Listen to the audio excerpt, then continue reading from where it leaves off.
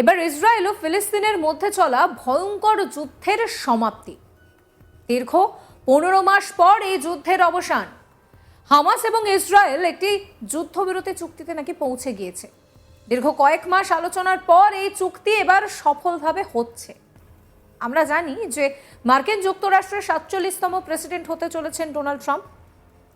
কমলা হ্যারিসকে হারিয়ে তিনি এই জায়গায় এসেছেন এবং তিনি কিন্তু পরিষ্কার জানিয়েছিলেন তিনি যুদ্ধ চান না। তিনি পরিষ্কার বলে দিয়েছিলেন যে কোনো রকম কোনো যুদ্ধ আমরা চাই না, আমেরিকা ভালো কাজ করবে, আমেরিকার ভালো সময় আসবে। ট্রাম্প বলেন যে আমাদের এই জয় অবিস্মরণীয় হয়ে থাকবে, আমরা আবার আমেরিকাকে সেই মহান দেশ বানাবো। তিনি বলেছিলেন যে আমার সময় যুদ্ধ থামবে, যুদ্ধ আমরা থামাবো, শান্তি ফিরিয়ে আনবো। এখনো ডোনাল্ড ট্রাম্প তিনি শপথ নেননি, তার আগেই ইসরায়েল হামাস যুদ্ধ শেষ হয়ে যাওয়ার পথে। তাহলে কি পুরো ক্রেডিটটা বাইডেন নিচ্ছেন? জো বাইডেন কি বলছেন শুনুন। Because at long last I can announce a ceasefire and a hostage deal has been reached between Israel and Hamas. For more than 15 months of conflict that began with Hezbollah's brutal massacre on October the 7th, more than 15 months of terror for the hostages, their families, the Israeli people, more than 15 months of suffering by the innocent people of Gaza. Fighting in Gaza will stop, and soon the hostages will return home to their families.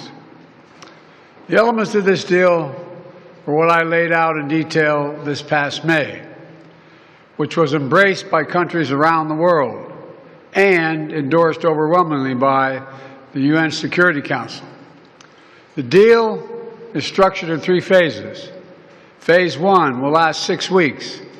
It includes a full and complete ceasefire, withdrawal of Israeli forces from all the populated areas of Gaza, and the release of a number of hostages held by Hamas, including women and elderly and the wounded. And I'm proud to say Americans will be part of that hostage release in phase 1 as well.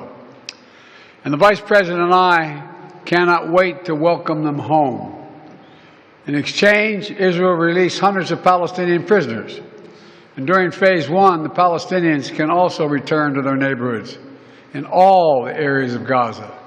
And the surge of humanitarian assistance into Gaza will begin. And the innocent people can have a greater access to these vital supplies. সূত্রের খবর, কাতারের প্রধানমন্ত্রীর সঙ্গে Hamas এবং ইসরায়েলের মধ্যস্থতাকারীদের মধ্যে পৃথক বৈঠকের পর উভয় পক্ষ গাজায় যুদ্ধবিরতি এবং জিম্মিদের মুক্তি দেওয়ার বিষয়ে চুক্তিতে সম্মত হয়েছে। এই যুদ্ধবিরতির খবর জানার পর গাজায় ফিলিস্তিনিদের অনেককেই রাস্তায় উল্লাস করতে দেখা গিয়েছে। ফিলিস্তিনিদের জন্য চুক্তির অন্যতম দিক হলো এর ফলে রাফা সীমান্ত দিয়ে প্রতিদিন 600 ট্রাক ত্রাণ এবং চিকিৎসা সামগ্রী নিয়ে প্রবেশ করতে পারবে। গাজায় অবশিষ্ট হাসপাতালগুলিকে সচল রাখতে 50টি জ্বালানি ভর্তি লরিও পাঠানো হবে বলে জানা গিয়েছে। এরপর এই চুক্তির পর আমেরিকা যুক্তরাষ্ট্রের নবনির্বাচিত প্রেসিডেন্ট ডোনাল্ড ট্রাম্প তিনি বলেছেন যে এই যুদ্ধবিরতি চুক্তি সম্ভব হয়েছে শুধুমাত্র নভেম্বরের ঐতিহাসিক বিজয়ের কারণে। এর আগে সামাজিক মাধ্যম ট্রুথ সোশ্যালে তিনি বলেছিলেন যে মধ্যপ্রাচ্যে জিম্মিদের জন্য আমরা একটি চুক্তি করছি, তারা খুব দ্রুত মুক্তি পাবে।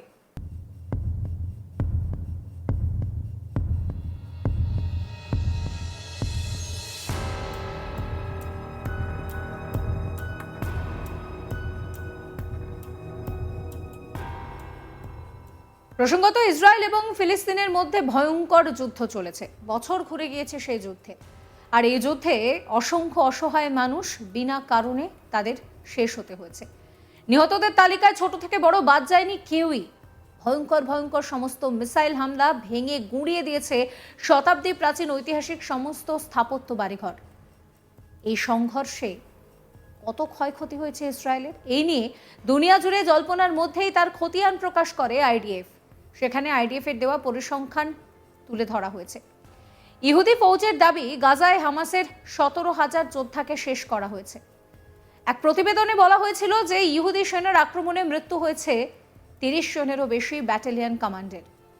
ফিলিস্তিনি বাহিনীর অধিকাংশ মাথাকে আকাশপথে হামলা চালিয়ে খতম করেছে ইসরায়েলি বায়ুসেনা। এখনো পর্যন্ত গাজায় ফিলিস্তিনি 40,000-এর বেশি গোপন ডেরা ভেঙে গুঁড়িয়ে দেওয়া হয়েছে বলেও দাবি করা হয়েছে। ঠিক 1 বছর আগে 7ই অক্টোবর ফিলিস্তিনি অতর্কিতে হামলা চালায় ইসরায়েল। মৃত্যু হয় বহু মানুষের। আর এই পরিস্থিতিতে দাঁড়িয়ে এই যুদ্ধবিরতি চুক্তি দুজনের মধ্যে সম্ভব হয়েছে। সেখান থেকেই প্রশ্ন উঠছে যে এই যুদ্ধবিরতি সম্ভব হয়েছে সেখানে কি পুরো ক্রেডিটটাই এই মুহূর্তে দাঁড়িয়ে জো বাইডেন, যিনি বিদায়ী প্রেসিডেন্ট, তিনি নিতে চাইছেন? জো বাইডেন কি বলছেন আপনাদের শোনাবো আরো একবার। Because at long last, I can announce a ceasefire and a hostage deal has been reached between Israel and Hamas. For more than 15 months of conflict that began with Hezbollah's brutal massacre on October the 7th, more than 15 months of terror for the hostages, their families, the Israeli people, more than 15 months of suffering by the innocent people of Gaza.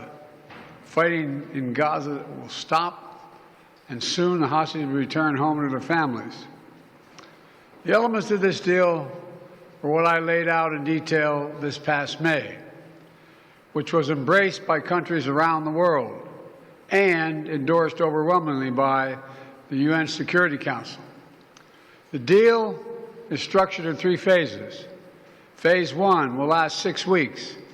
It includes a full and complete ceasefire, withdrawal of Israeli forces from all the populated areas of Gaza, and the release of a number of hostages held by Hamas, including women and elderly and the wounded. And I'm proud to say Americans will be part of that hostage release in phase 1 as well.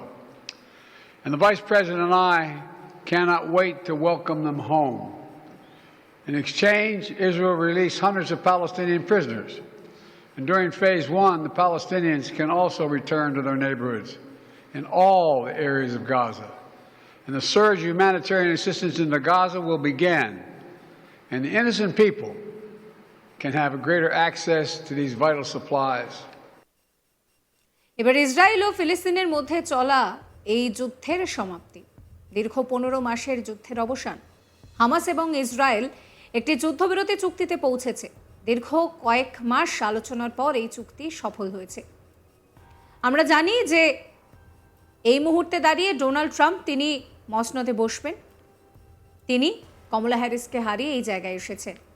আর তার আগে যখন তিনি জয়ী হয়েছিলেন তিনি বলেছিলেন যে এই জয় অবিস্মরণীয় জয়। আমরা আমেরিকাকে মহান দেশ বানাবো, যুদ্ধ বন্ধ করব। আর সেই মতোই যুদ্ধ বন্ধ হচ্ছে। সাবস্ক্রাইব করবেন আজ তাক বাংলার ইউটিউব চ্যানেলকে, ফলো করতে ভুলবেন না হোয়াটসঅ্যাপ চ্যানেলও। আপনাদের নজর থাকুক আজ তাক বাংলার ইউটিউব স্ট্রিমিংয়ের দিকে।